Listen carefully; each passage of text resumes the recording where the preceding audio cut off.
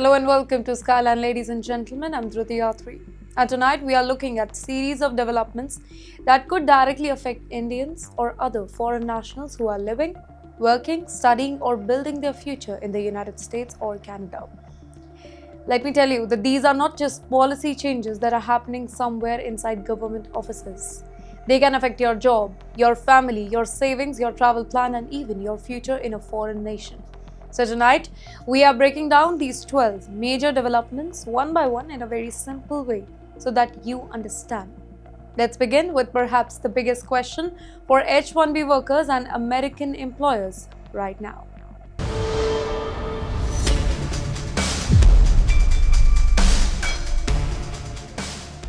Well, what happens when the government asks companies to pay about $100,000 for certain H-1B petitions? And then a court says that the fee should not exist.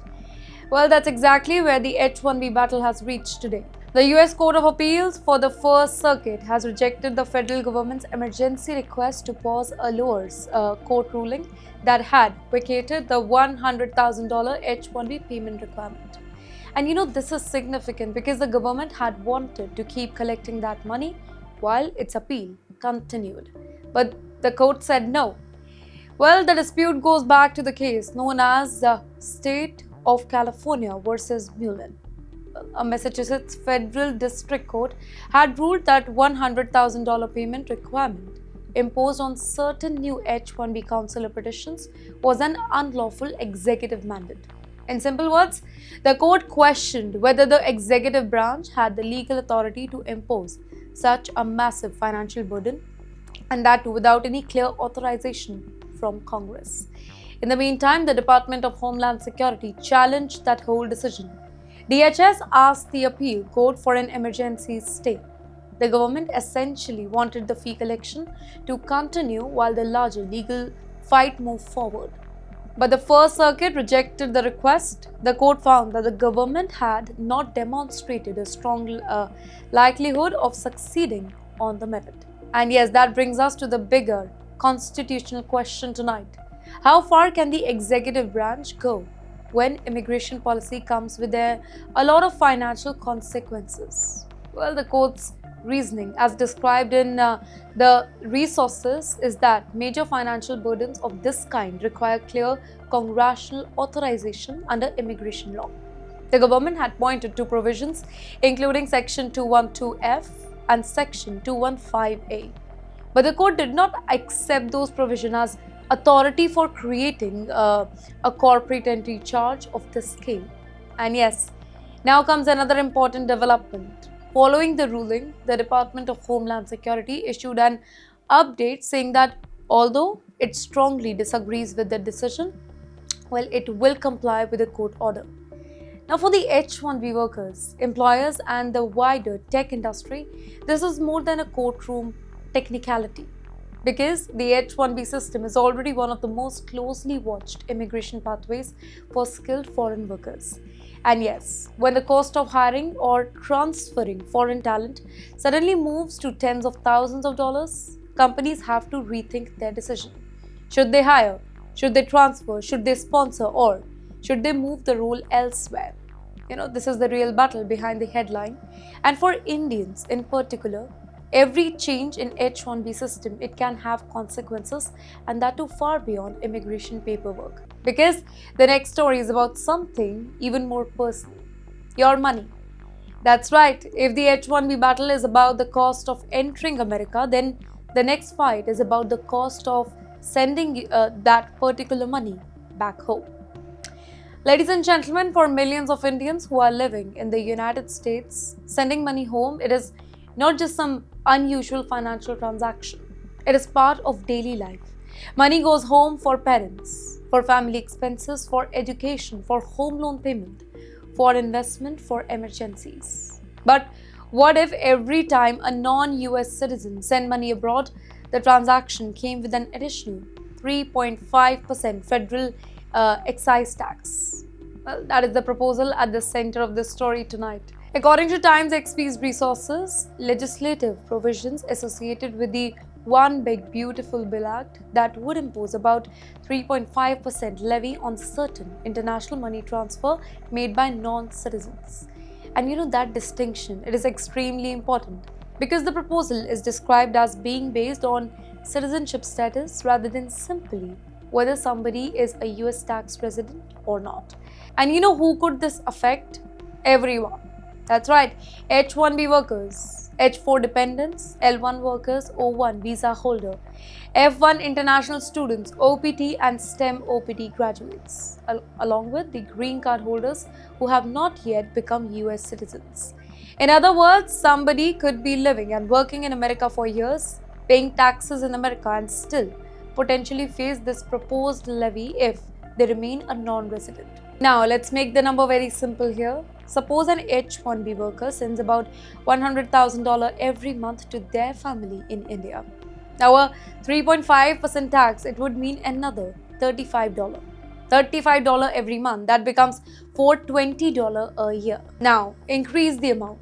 Suppose somebody transfers about $20,000 to India to make a large home loan payment or invest in property. Well, a 3.5% levy, it would mean $700. And that is where the proposal, it becomes much more significant for high-value transfers. Well, according to experts, the United States is a major source of remittances to India, with annual flows exceeding $32 billion. So at a national level, even a percentage that sounds very small, it can translate into a very big amount of money. But yes, there is another layer here. How would banks actually implement this? Well, financial institutions could potentially need additional information from customers to establish citizenship status and determine whether the transfer is taxable or not. That means documentation and compliance, it could become much more important. Well, for Indian professionals who are living in America today, this raises a much bigger question. Will sending money home become much more expensive and more complicated? Well, the answer depends on what ultimately becomes a law and what implementation rules are adopted. But the proposal itself has already put cross-border money transfer into a much brighter spot here. And yes, for the Indian diaspora, this is important because money does not just move from America to India. It supports entire family. It pays mortgages. It funds the education. It supports business. It moves between the generations. So even a seemingly small percentage, it can become a meaningful expense over time. And yes, this brings us to another issue that many Indians living in America may not think about until and unless it's too late. You may think your Indian bank account is simply your bank account, which is in India. But to the government, US government, it can become a reportable foreign financial account. Yes, while Washington debates how to tax money leaving America, another US rule is watching the money you already keep outside the United States. Well, you live in America, you work in America, you pay taxes in America, but you still have an NRE account in India. NRE and NRO account. Maybe a fixed deposit, maybe an investment account, maybe even a joint account with your parents. Now here's the question, does the US government need to know about it? Ladies and gentlemen, in many cases, yes. This is where the FBAR or Report of Foreign Bank and Financial Accounts enters the entire picture. The FBAR is filed through FinCEN Form 114. And the first thing to understand is that FBAR is not the same thing as your normal income tax return. It is an information reporting requirement. The basic rule is straightforward here, don't you worry. It is combined value of your financial accounts, that to foreign financial accounts, that goes above $10,000 at any point during the year. You may have an FBAR filing obligation, and there are just 3 words you absolutely need to remember. Combined peak foreign. Well, let's say you have 3 accounts in India. An NRE account with $4,000, an NRO account with another $4,000, and a fixed deposit worth about $3,000. Now, individually, none of these accounts have more than $10,000, right? But together that is $11,000. So the combined balance that is there, it crosses the entire threshold. And here's where another common misunderstanding comes in. You don't simply look at your December 31st balance, the rule book at the highest balance during the year. So imagine your accounts briefly cross the threshold. Maybe money comes into the account for a property transaction. Maybe a fixed deposit matures. Maybe you receive a family transfer, and for a short period of time, you combine foreign accounts, it goes above the threshold. Even if the money leaves the country later, that peak, it can still matter for FBAR purposes. And yes, then there is the issue of currency conversion too. Foreign balances have to be converted into the US dollar using the applicable Treasury reporting exchange rate. And yes, it is not just traditional savings account that can matter. Well, several categories that could potentially fall within the foreign financial reporting, including NRE and NRO account, fixed deposit, certain investment account, and accounts where you have signature authority. Well, the last part is essentially important, so listen carefully. Suppose your parents have an account in India. Your name is on it. You have the authority to make transactions. Even if the money isn't really yours, the account may still create a reporting issue depending on the circumstances. And yes, this is where people sometimes get into trouble. They think that it's my parents' money, but the reporting question can be very different from the ownership question. And yes, then there are penalties. Well, non-willful violation, it can carry significant civil penalties, while willful violation can be dramatically more serious. And this is why ignoring FBAR, it is not something to take lightly. Well, the filing deadline is generally aligned with the US tax calendar with an automatic extension to October 15th. So if you are a US tax resident with financial account in India, the message is very simple for you. Don't wait until a bank, accountant, or government notice forces you to look at your foreign accounts. Know your peak balances, know which account you have, know where you have signature authority, and understand your filing obligations. Well, let's be honest here, the US government's interest isn't limited to the money sitting inside an American bank today. It can extend across borders. And now we move from money to something equally important for H-1B workers: travel. Because, ladies and gentlemen, for some workers leaving America for visa stamping, it can now mean much more uncertainty than simply booking a flight home. Well, if FBAR shows that your overseas finances can follow you into the US tax system, the next story shows how your overseas travel, it can affect your ability to return to the United States. Imagine you're working in America, your H-1B is approved, your job is secure, you have a salary, you have your apartment, your life in the US, and then you decide to travel to India for a few weeks.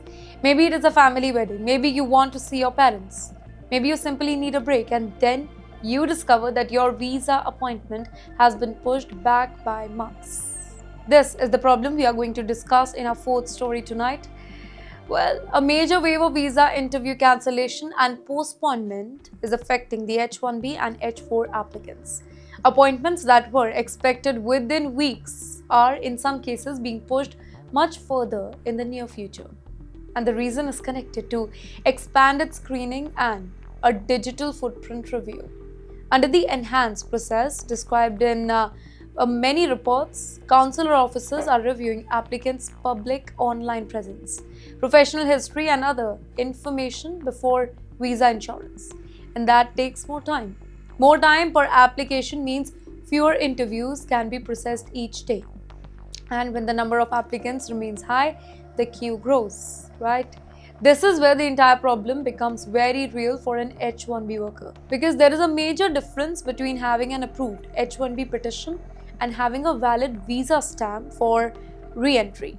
Well, your I-797 approval notice, it demonstrates your approved petition. But if you leave the US and need a visa to return, the approval notice by itself, it does not replace the visa stamp required for the entry. So imagine this, you leave America expecting to be away for maybe 3 weeks. Your interview gets rescheduled. 3 weeks becomes 3 months. 3 months becomes even longer. Suddenly, you are not simply waiting for a consular appointment anymore. You are waiting to return to your job. And that can create a serious professional trouble for you. Some employers may permit extended remote work from abroad.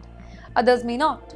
Certain industries have strict rules around data, security, client information, and overseas work.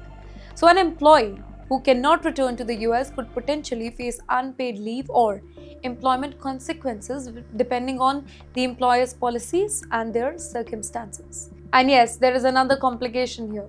In the past, some applicants facing backlogs explored third country processing in places such as Canada, Mexico, or the UAE. But according to resources, increased restriction around routine third country visa processing, directing many applicants towards their home country or country of permanent legal residence. At the very same time, interviewee eligibility has also been narrowed, pushing more applicants into in-person interview. So that means more people competing for already limited appointments capacity here. And yes, then there is the question that everybody asks, can I just request an emergency appointment? Now here, according to resources, expedited appointments are being tightly restricted and generally reserved for genuine urgent circumstances. A work deadline or an inconvenient travel schedule, it may not be enough for that. So, the question is, what should H-1B and H-4 workers take away from this? First, don't treat international travel as a routine if your visa situation is uncertain. Second, check your visa stamp before leaving the US. And third, understand your employer's policy on working from abroad. And fourth, if your case has complications, speak with the qualified immigration counsel before traveling. Because sometimes the biggest immigration mistake, it isn't applying for a wrong visa. It is leaving the country without understanding what you need to come back home. Let's move from the United States to Canada now, because another immigration shock is unfolding over there. And this one, it could directly affect international students who thought that their Canadian education, it would lead to a work permit. What happens when you spend tens of thousands of dollars on a Canadian diploma, graduate, and then suddenly receive an email saying that your post-graduation work permit application has been refused? Well, that is the reality thousands of international college graduates across Alberta, Ontario, British Columbia are facing. Students are opening their inboxes and finding official IRCC's refusal notice. Now, in many of these cases, the reason being cited is the same. The program completed by the applicant was classified as a non-credit program of study. Now, pause here because this distinction, it is extremely important. Many international students assume that they are studying at a designated learning institution, basically a DLI. Then their diploma will automatically make them eligible for a foreign post-graduation work permit. But that assumption, it can be dangerous for you. The issue is that IRCC, they look at a specific program, not simply the name of the college. According to the resources, this refusal wave is mainly affecting continuing education diploma and certificate program, including programs delivered through satellite campuses and formal public-private curriculum licensing arrangement. Well, for many students who may have spent about tens of hundreds of dollars into their tuition fee, the financial shock here, it can be a lot. They didn't just spend money on the course. They may have moved countries, rented homes, left jobs, borrowed money, and built their entire future around the expectation that they would be able to work in Canada after graduation. And then comes the refusal letter.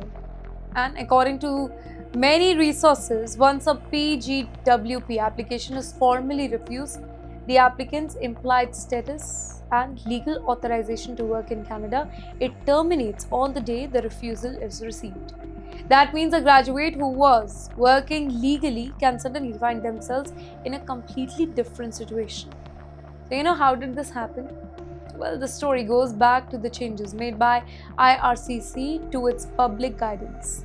On June 24th, IRCC updated its official guidance on Guide 5580 and its PGWP eligibility page. The updated wording specifically stated that completing a non-credit program of study makes an applicant ineligible for a PGWP. IRCC says that this was a classification of existing requirements rather than a brand new policy. But here, student advocates, immigration consultants, and legal professionals, they have raised concern because according to many resources, well, earlier government portals did not explicitly contain the same non-credit exclusion language.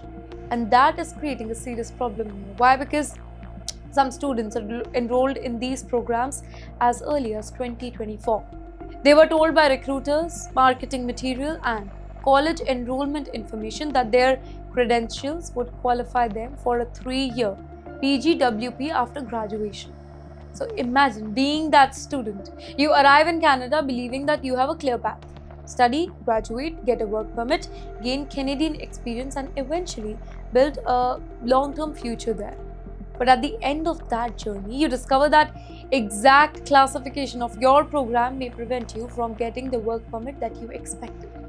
Well, that is a gap between what students were told at enrollment and what immigration authorities are enforcing at graduation.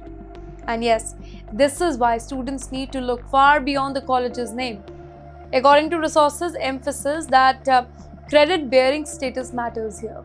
Well, a program should lead to an official academic degree, diploma, or certificate that awards recognized academic credit towards a formal post-secondary credentials, continuing education certificate, professional development program, non-credit courses, and customized training modules. They may not meet that particular standard.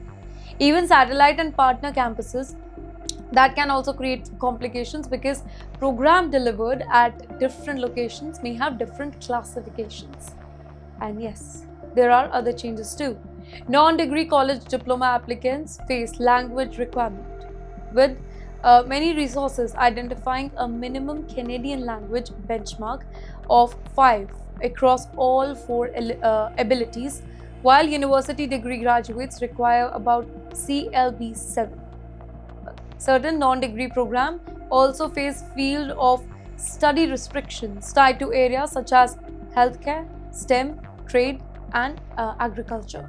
And here, public-private curriculum licensing arrangements are no longer PGWP eligible for students who enrolled after May 15, 2024 cutoff date. So, in the end, what should the international students do? Do not rely only on what a recruiter tells you. Get written confirmation from the college registrar after the exact classification of your program. Verify the DLI and CIP information through official Canadian government sources before paying the tuition deposit. And if you receive a PGWP refusal, speak to a qualified Canadian immigration professionals immediately just to understand what options may be available for you. Because a college being eligible does not automatically mean that every program inside that college is eligible. And that is the lesson that international students across Canada need to understand before making a life-changing financial decision. But yes, Canada's immigration uncertainty does not stop with work permit. For thousands of applicants, another deadline is now racing towards them, and this one has a date attached to it. Now here's the debate that thousands of applicants need to remember. August 31st, 2026. Why? Because according to the resources, one of Canada's dedicated permanent residence pathway, STEAM A and STEAM B public policy routes, it is set to close permanently to the new applications after this deadline. And that means something very simple. If you qualify and want to use this pathway, you need to submit your complete application before the deadline. Not September 1st, not I will finish this next week and I will upload the missing details later. According to resources, August 31st is the deadline to submit the complete application. These special public policies were launched back in 2021 to provide a more streamlined route to permanent residence for qualified graduates and workers. STEAM A, it was designed for eligible in-country post-secondary graduate, while STEAM B focused on qualified skilled workers. Well, the attraction was obvious. Instead of depending entirely on traditional points-based immigration competition, these routes, they created a more direct pathway for eligible applicants.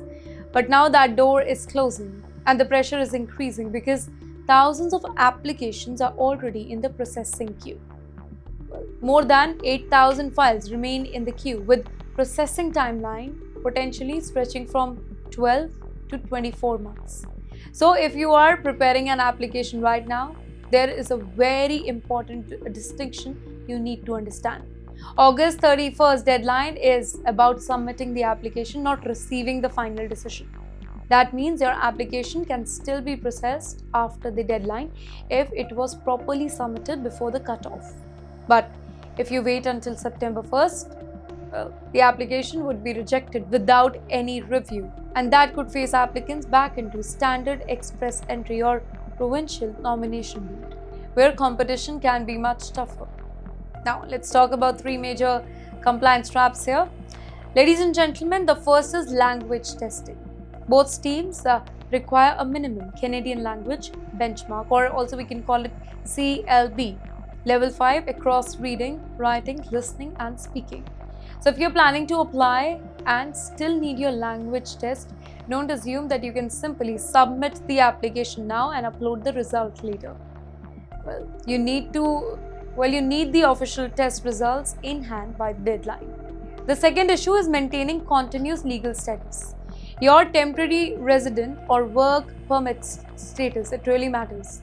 If your permit expires while your immigration application is still processed, you need to understand what legal options are available to maintain the status. A gap in legal status can create serious complications here.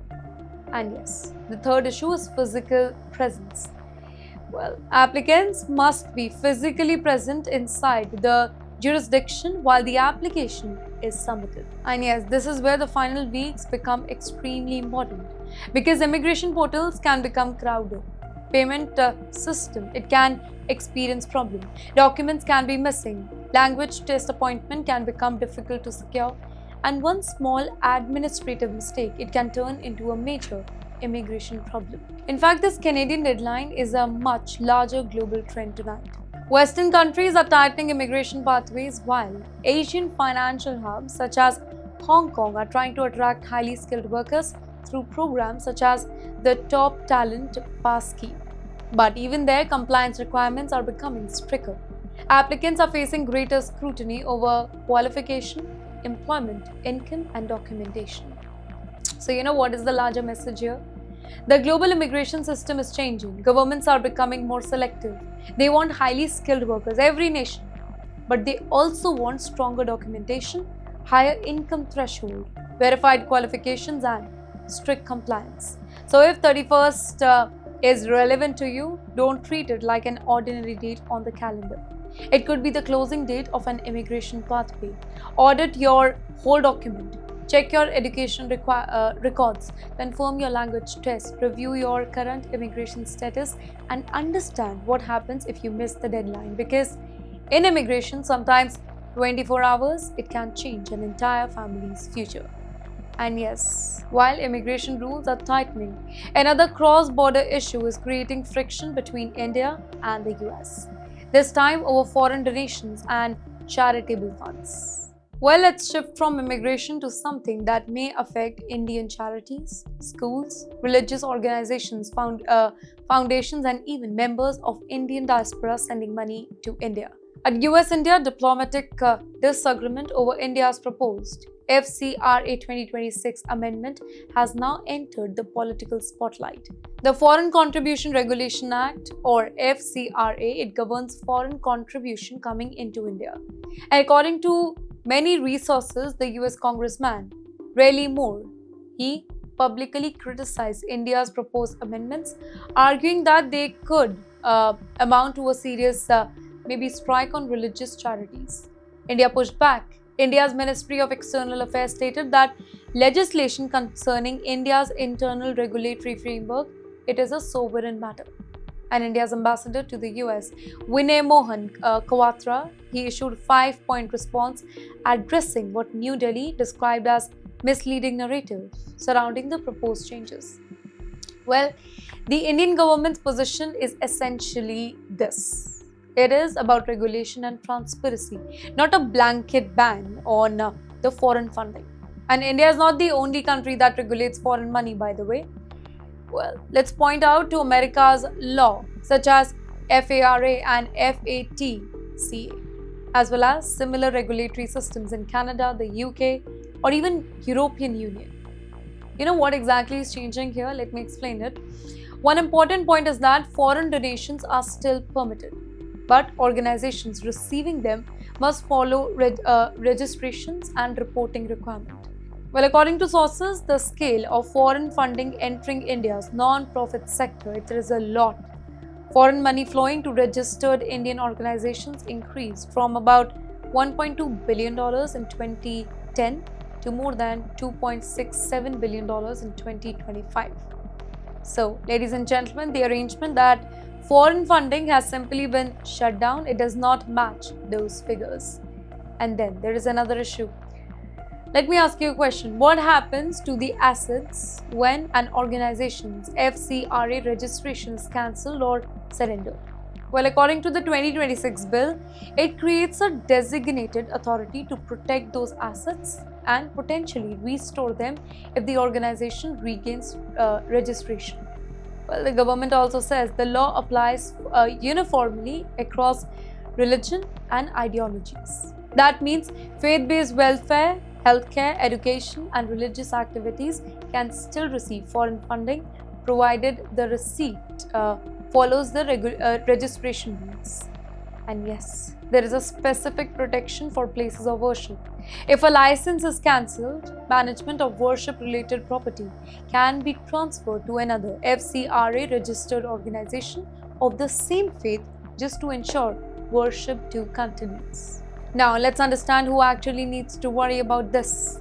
India has more than 3 million NGOs, but according to many reports, only about 14,450 hold FCRA registrations. So, here, the vast majority of Indian civil society organizations do not accept foreign contribution and therefore they fall outside the direct scope of these rules. But yes, if you are an NRI, a US 501c3 foundation or a foreign charity sending money to an Indian organization, you need to pay attention. The first step is simple. Verify the organization's active FCRA registrations. Do not simply rely on an email or a WhatsApp message from somebody asking for a donation. Ask for the organization's registration details and verify them through the official Ministry of Home Affairs FCRA system. Second, foreign contributors need to go through designated banking channel.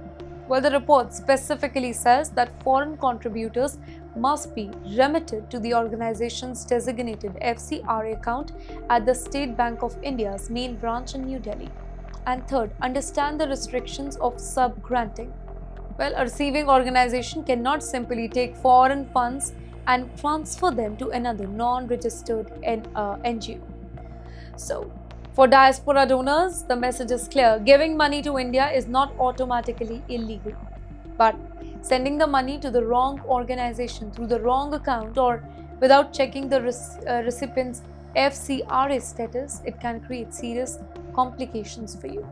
And this issue, it also tells us something bigger about India-US relation tonight. Because whenever money crosses borders, it stops being only a private transaction. It could become a question of regulation, national security, transparency, and diplomacy. And yes, that brings us to our 8th story tonight, one that is much more personal and much more serious. Because when immigration rules tighten, the consequences are not always financial or administrative. For some Indian nationals, the consequences, it can be deportation. Well, for Indian families hoping to build a future in America, there is perhaps no more frightening word than deportation. And now community organizations are demanding greater attention to how Indian nationals caught in the US immigration proceedings are tested. The National Associations of Punjabis in America, or NAPA, has called on US immigration authorities and India's Ministry of External Affairs just to ensure that Indians facing removal receive a fair, transparent, and humane legal process. NAPA Executive Director Satnam Singh Chahal, he has emphasized an important point here. Countries have the sovereign right to enforce their immigration rule, but the people facing removal, they still have legal rights. That includes access to global counsel, fair hearing before immigration judges, and maybe a more humane treatment during detention and removal. Well, the appeal comes as deportation of Indian nationals have increased. According to resources, ladies and gentlemen, more than 100,000 Indians were deported from the US during the first half of 2026 alone. And the broader number, it shows how sharply the whole situation has changed. Data presented in India's parliament, it shows Indian deportation from the US rising from 617 in 2023 to more than 3,500 in 2025. Well, the report also says that more than 400 deportations were recorded during the first quarter of 2026. And at the same time, illegal border encounters involving Indian nationals have declined. And that may sound like a good news to you, but there is another side to this story. Well, many people who entered the US during previous years, they are now reaching the final stages of their immigration court proceedings. Now, if an asylum claim is denied and final removal order is issued, then federal agencies can move forward with deportation. And this is where NAPA says that due process becomes crucial because immigration cases, they can be complicated. Language barriers can create misunderstanding. People may have no lawyer. Court proceedings can move quickly, and individuals may struggle to explain their maybe circumstances during initial screening. According to reports, another major problem is there, which is fraudulent migration network operating in India. Young people, particularly in states like Punjab, Haryana, Gujarat, they are sometimes approached by agents promising guaranteed US visa jobs or legal status through unauthorized migration route. Families can end up selling property, mortgaging homes, or taking a massive debt. Some reportedly pay between $50,000 to $70,000 per person. And after spending that kind of money, they may still end up detained in the US. And that is why NAPA is calling for stronger action against fraudulent travel agencies and human trafficking network. Message is not simply directed at the US here. It is also directed at India because if an agent is selling a fake promise of American immigration, the damage begins long before somebody reaches the US border. Well, it begins when a family hands over its saving. It begins when somebody sells a land. It begins when a younger person believes that there is no legal pathway available and choose a dangerous shortcut. Well, NAPA is therefore calling for better coordination between the Indian diplomatic officials and the US immigration authorities. Well, that includes consular access, identity verification, reasonable access to immigration attorneys, and stronger action against fraudulent agents. And yes, there is one more message that should be extremely clear for anybody who's planning to migrate. Do not trust anybody who promises a guaranteed US immigration outcome through an unauthorized route. A shortcut can become detention. A fake promise can become financial ruin, and an immigration violation, it can have consequences that last for years. So, as immigration enforcement becomes stricter, the safest strategy is also the simplest one. Use lawful, verified immigration channels because the dream of moving abroad, it should never begin with risking your family's entire future. And with that, we move to our next story tonight, where the issue is no longer about entering America, but about people who already have something that many immigrants spend years trying to obtain: a US green card. That's right. Even permanent residency is now facing a new layer of scrutiny, by the way, specifically when long term green card holders decide to apply for a US citizenship. Well, if you hold a US green card or are preparing to file for a US citizenship, an escalating trend of USCIS issuing notices to appear, it could put your permanent residency status at risk. For decades, lawful permanent residents assume that once an adjustment of status application was approved, their legal standing in the US, it was completely secured. However, immigration attorneys across the country are issuing emergency warnings to the Indian diaspora and corporate migrants. Ladies and gentlemen, the Department of Homeland Security and USCIS have begun issuing a new kind of notice. It is called Form 1862, known as Notice to Appear or NTA to a long-term green card holder. Now, an NTA officially initiates removal proceeding in immigration court. Here, DHS is increasingly alleging that past green cards they were granted in error due to improper admission, insufficient proof of port of entry inspection, or flawed initial waiver documentation from years prior.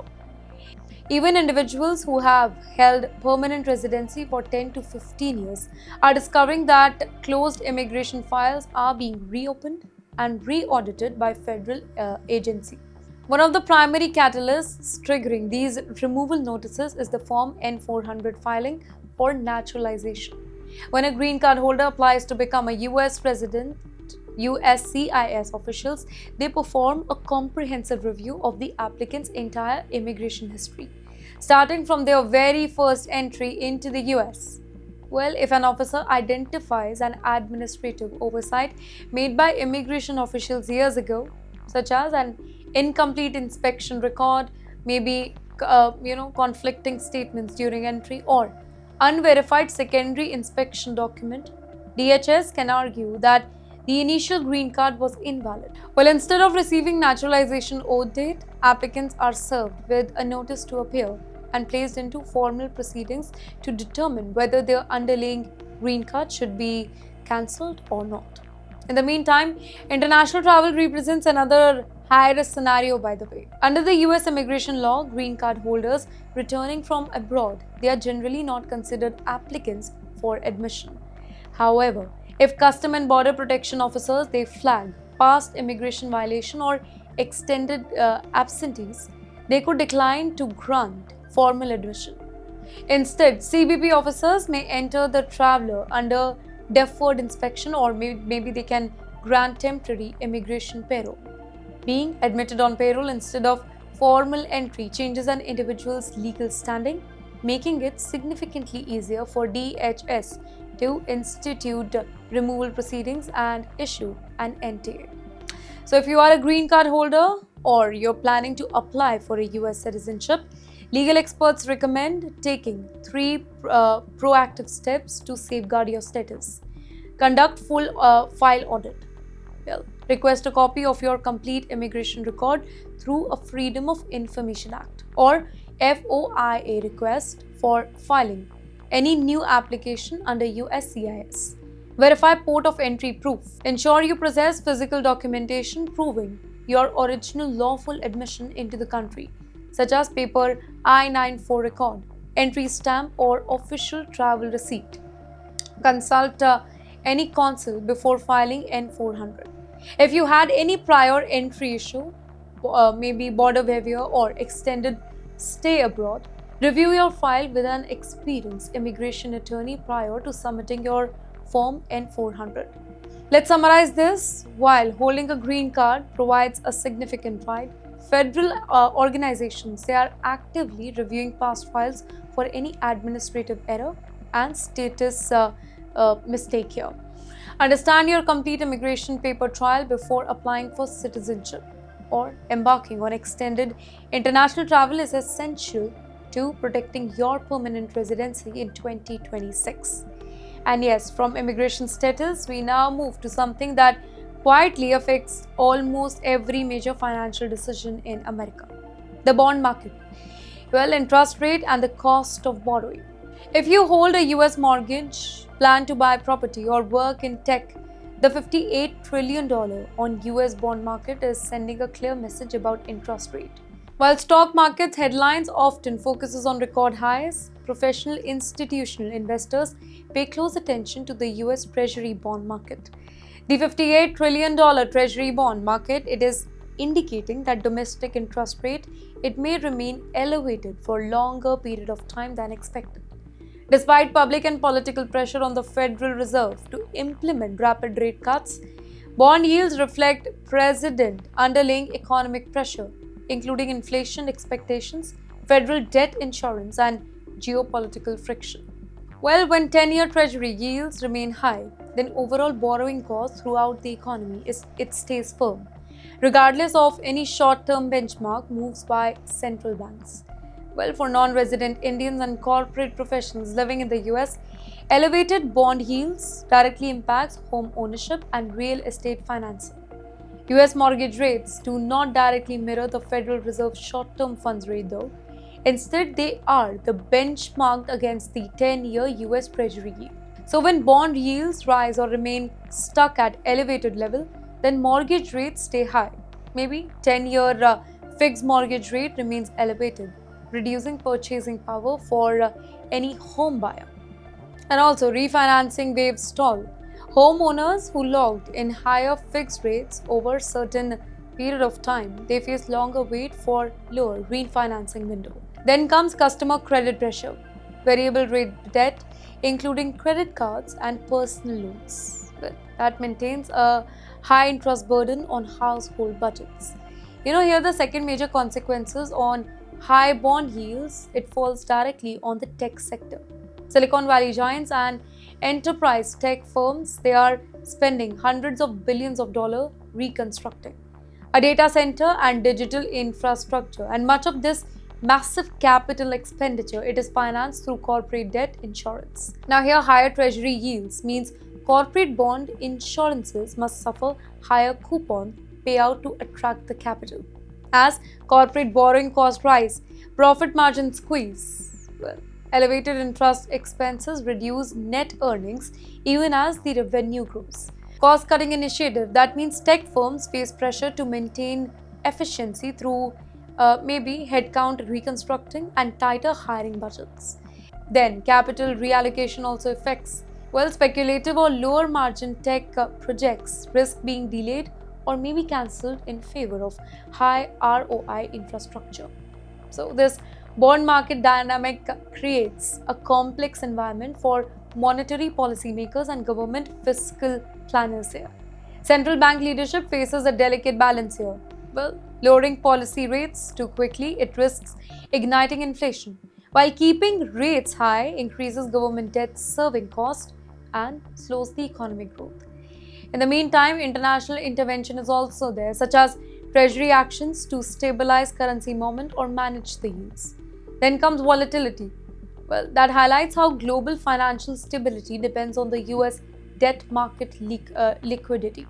But for the investors and high earning migrants, maintaining cash reserves, elevating fixed rate versus variable rate exposure, and monitoring 10-year treasury yield, that provides a clearer economic compass than the daily stock market shift. Let's summarize this now. The US Treasury bond market is now signaling that elevated interest rates, high mortgage costs, and stricter corporate capital discipline, they are all likely to persist. Whether you are evaluating a home purchase, planning real estate investment in North America, or maybe navigating the job stability in big tech, tracking bond yield, it offers essential macro oversight. But yes, interest rates are only one warning sign, because underneath the financial market, the US labor market is also showing signs of weaknesses. Well, if you work in tech, finance, or hold a US work visa, new economic data showing unexpected job losses and downgrade labor revision that requires your immediate attention. While stock indices continue to fluctuate around historic level, newly released federal employment metrics that reveals underlying fragility across the US labor market.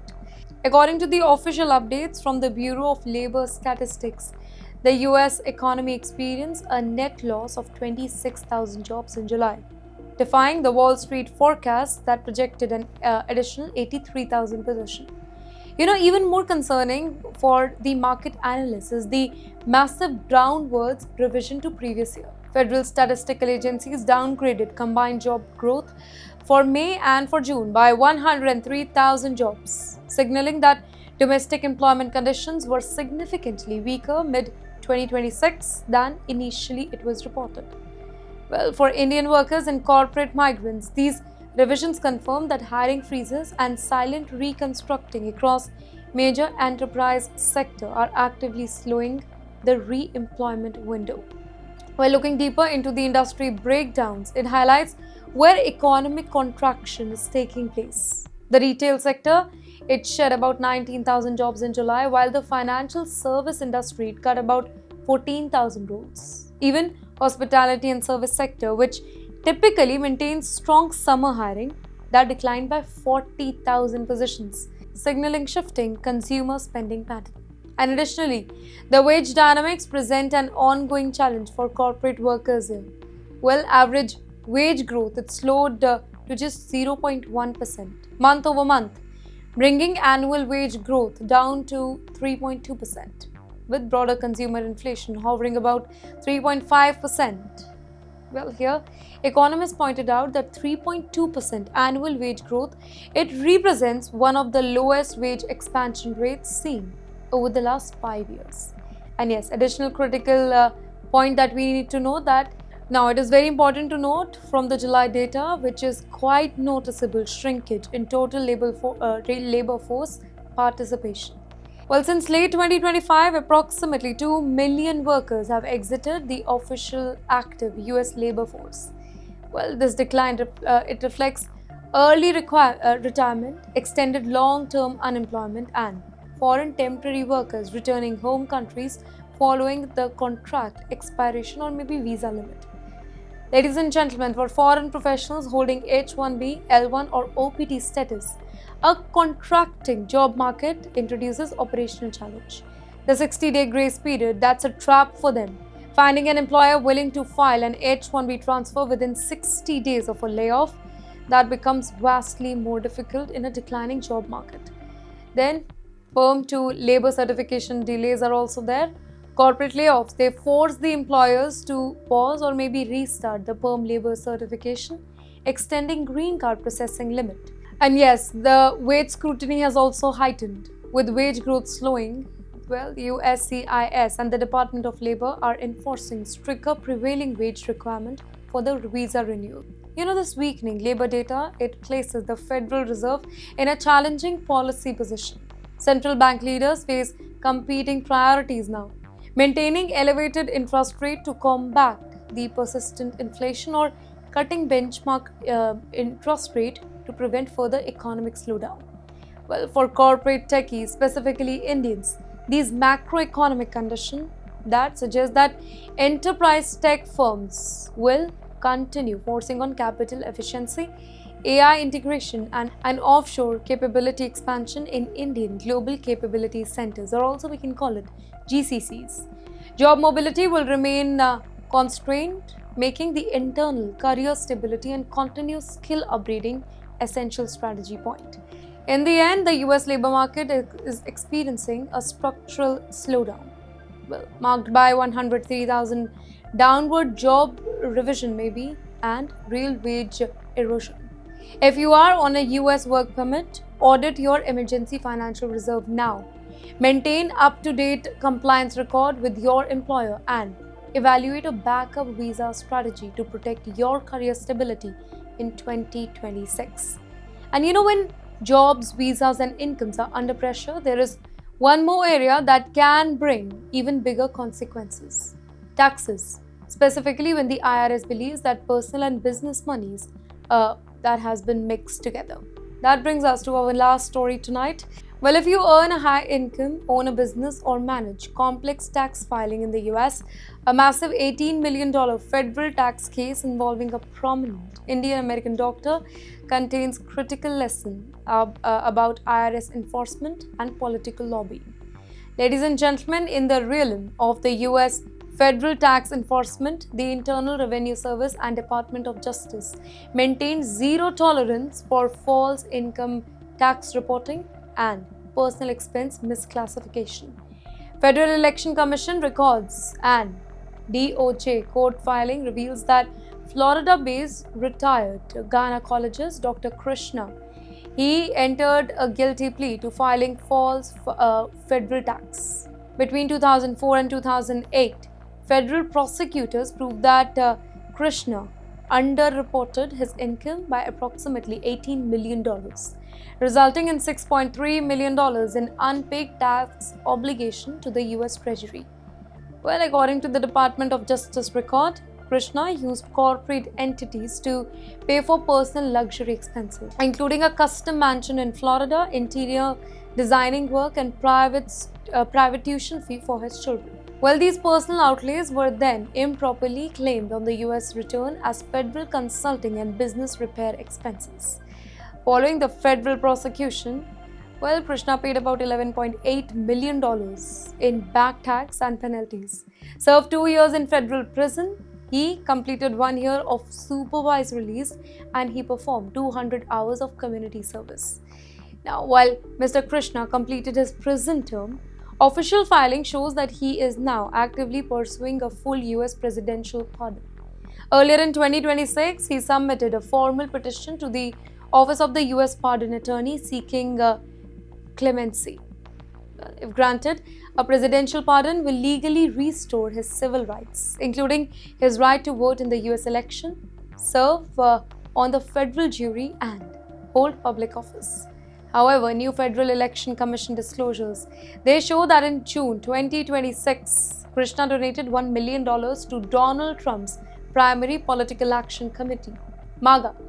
This $1 million check makes him one of the maybe single largest Indian American political donors in 2026, alongside Planter Chief Technology Officer Shyam Sankar. Well, prior to this contribution, FEC record reveals that Krishna was a modest contributor, with his previous largest donation being $25,000 to Nikki Haley's 2024 campaign and $1,000 to Secretary of State Mr. Marco Rubio's earlier Senate run. The intersection of high dollar political donation and presidential pardon request, it has drawn the intense national media and legal scrutiny. While there is no formal evidence establishing a link between the $1 million contribution and the spending pardon application, watchdogs point out that the high net worth individuals facing the felony conviction frequently utilize the political contribution just to gain what? Visibility and administrative channels. In fact, in recent years, corporate executives and financial figures convicted of maybe tax fraud or security violation have secured presidential pardon after significant political backing. Well, for rich Indians and maybe foreign professionals, this case highlights two distinct realities. IRS scrutiny on expense miscalculation. That means writing off personal lifestyle costs through corporate entities. It triggers criminal tax fraud charges, non-negotiable prison sentence, and massive reinstitution demand. And second, permanent legal disability. Basically, a federal felony conviction severely it impacts the business licensing, citizenship application, dictatorship, and maybe international travel too. Ladies and gentlemen, for Indians living in the US, operating business or holding real estate in the US, the IRS has significantly increased audit rate for high net worth individuals and corporate entities. Key compliance boundaries enforced by federal tax authorities include strict separation of corporate and personal funds. That means blending personal, maybe lifestyle expenses into commercial entity accounts. It is a trigger point for criminal IRS audit.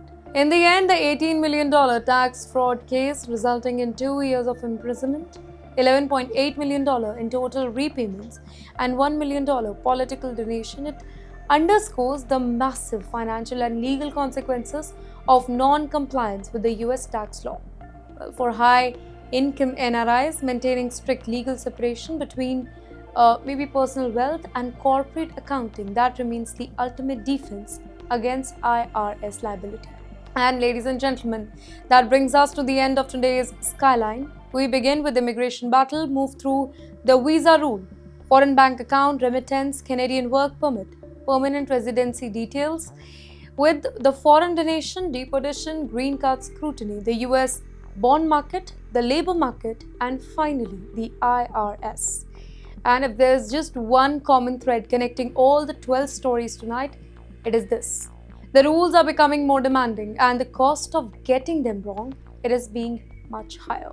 Now, whether you are an Indian student in Canada Or in the US, these stories, it affect you, your family, and your entire neighborhood. Well, I'm Priti Yathri, this was Skyline, and I'll see you in the next episode.